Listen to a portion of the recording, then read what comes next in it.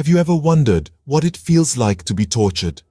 Let's delve into our first horrifying story, the Tucker telephone. In the mid-20th century, the Tucker State Prison Farm in Arkansas became the stage for one of the most gruesome chapters in the annals of penal punishment. The main character in this dark tale was an invention known as the Tucker telephone, a device that would send shivers down your spine just hearing about it. The Tucker telephone was not a communication device, but a torture instrument. It was a brainchild of a doctor who found a sinister use for an old crank phone. The doctor manipulated the phone to generate high-voltage currents, transforming it into a tool of torment. The method of torture was as cruel as it was simple. The doctor would attach wires to the most sensitive parts of the inmates' bodies, including their genitals, toes, and fingers. Then he would turn the crank on the phone, sending jolts of electricity coursing through the prisoners' bodies. The pain was unimaginable, the damage sometimes irreparable. Each session of this horrific treatment would continue until the inmates were teetering on the brink of unconsciousness. The trauma inflicted was so severe that many prisoners never fully recovered from it, their lives forever marked by the memory of their ordeal. The Tucker telephone remained in use throughout the 1960s, a grim testament to the darkest corners of human cruelty.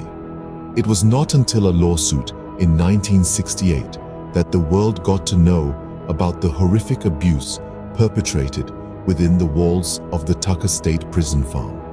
The exposure led to the discontinuation of this heinous instrument of torture. The story of the Tucker telephone is a chilling reminder of the depths of inhumanity that can be reached when power is wielded without restraint or compassion. It's a tale that should never be forgotten, a grim lesson from history that stands as a stark warning against the dangers of unchecked authority. This inhumane device was finally discontinued in 1968 when the world learned about the horrific abuse. We all cherish our pets, but imagine having to make the ultimate sacrifice for them. Welcome to the tale of the British Pet Massacre. In the days leading up to World War II, the British government issued a pamphlet, ominously titled Advice to Animal Owners. The pamphlet painted a grim picture of the impending war, warning of food shortages, air raids, and gas attacks. It suggested that pets would be better off euthanized than suffering through the predicted hardships. Imagine the heart-wrenching dilemma this posed for millions of British pet owners. These were innocent animals, members of their family, that they were being advised to put down. The choice was cruel and unthinkable. Keep them alive and risk their suffering, or end their lives prematurely. The pamphlet's advice was followed swiftly and devastatingly. In the span of just 1 week, about 750,000 pets were euthanized by their owners, by vets, or in animal shelters.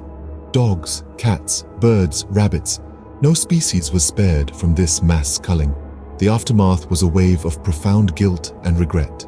Many pet owners, having taken the irrevocable step of ending their pet's life, were left to grapple with their decision. The war had brought many hardships and sacrifices, but for these pet owners, the loss of their beloved animals was a uniquely personal tragedy. Some, overwhelmed by the enormity of their action, even took their own lives. They had acted out of a sense of duty, a desire to spare their pets from suffering, but the weight of their choice was too much to bear. The British Pet Massacre is a stark reminder of the far-reaching impacts of war, extending beyond the battlefield and into the homes and hearts of those left behind.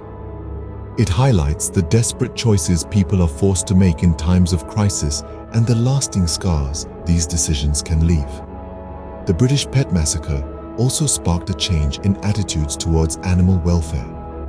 Following the war, there was a surge in support for animal rights, leading to the formation of numerous animal welfare organizations. It's a small consolation, but out of this dark period emerged a renewed commitment to protecting and cherishing our pets. Today, the British Pet Massacre serves as a grim lesson from history. It's a testament to the love we have for our pets and the lengths we'll go to protect them, even if it means making the ultimate sacrifice.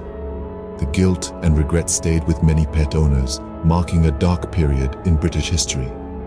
It's a chilling reminder of the difficult choices made during wartime and the lasting impact they can have on those who make them. What happens when an entire family meets a gruesome end in their own home? Let's unfold the mystery of the Villisca Axe Murder House. In a small, unassuming town in Iowa, an unthinkable horror unfolded on the night of June 10, 1912. The Moore family, well respected and loved within their community, were fast asleep in their home. Little did they know it was to be their last night alive. A chilling silence fell over Villisca as an unknown assailant crept into the Moore residence. Armed with an axe, this intruder carried out a massacre that still sends shivers down the spine over a century later.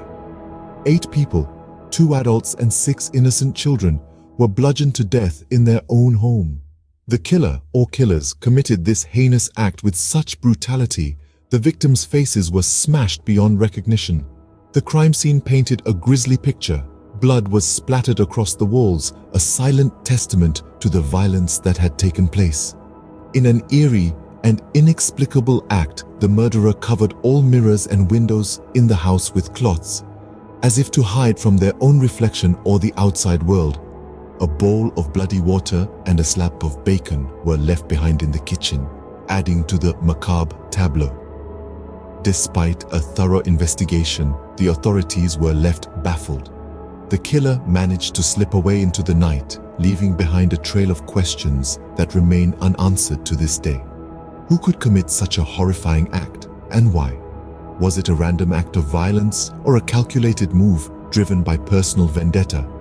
Theories abound, but the truth remains elusive. The Villisca Axe Murder House, as it came to be known, stands as a grim reminder of the tragedy. Over the years, it has drawn curious visitors and paranormal enthusiasts alike. Some claim to have experienced unexplained phenomena within its walls. Whispers in the dead of night, children's laughter echoing in the empty rooms, chilling shadows moving in the corners of their eyes. These are just some of the eerie occurrences reported by visitors. Yet, the most haunting aspect of this tale is not the alleged ghostly apparitions, but the unsolved mystery itself.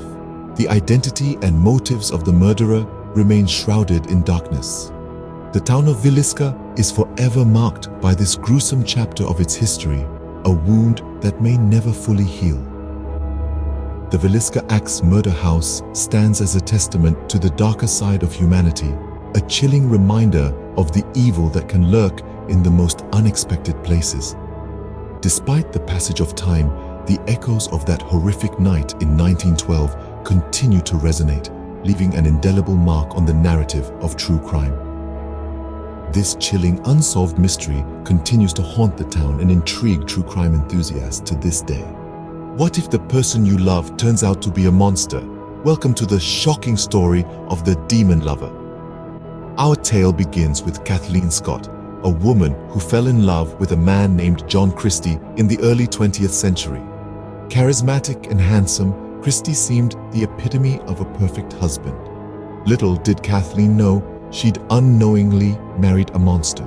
John Christie, beneath his charming exterior, harbored a gruesome secret. This man, who Kathleen had vowed to spend her life with, was a necrophile and a serial killer. His method of murder was chillingly intimate. He strangled his victims during the act of lovemaking. The terror didn't end there.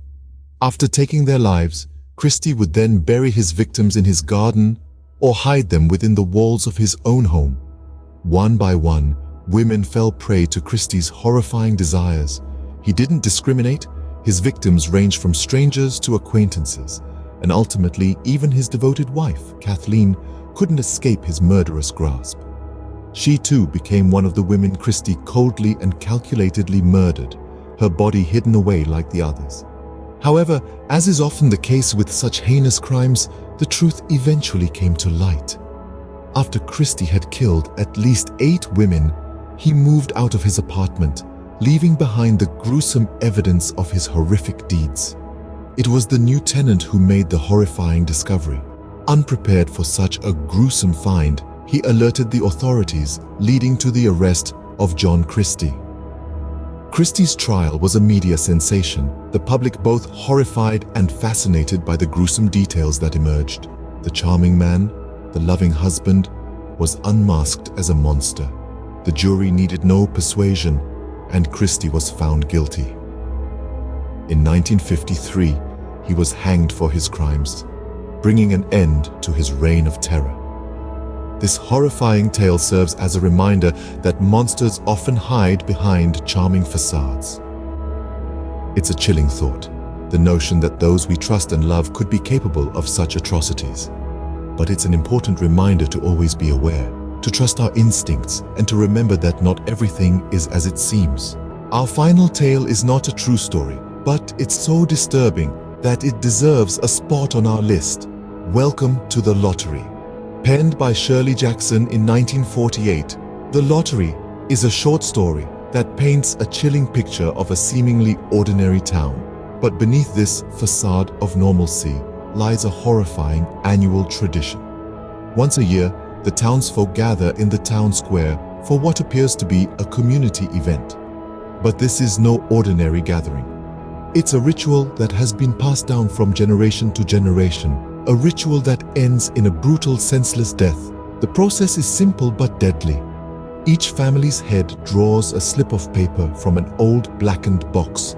The box is as old as the town itself, its blackened wood a stark reminder of the countless lives it has claimed. The drawing is methodical, calm even, belying the horror that is about to unfold. For on one of those seemingly innocent slips of paper, there is a mark. And the one who draws that marked slip is the chosen one, but not in a way anyone would ever want to be chosen. The chosen one is then subjected to a horrifying fate. They are stoned to death right in the middle of the town square. The townsfolk, people who are their friends, neighbors, and even family, throw the stones. No one is exempt from this act, not even the children. They all participate, bound by a tradition that is as old as the town itself. Though fictional, The Lottery presents a chilling commentary on societal norms and the dangers of blindly following tradition. It's a stark reminder of the horrors that can ensue when people stop questioning the status quo and just accept things as they are. It's a story that continues to resonate today, more than 70 years after it was first published, reminding us of the power of society and the horror it can inflict when left unchecked.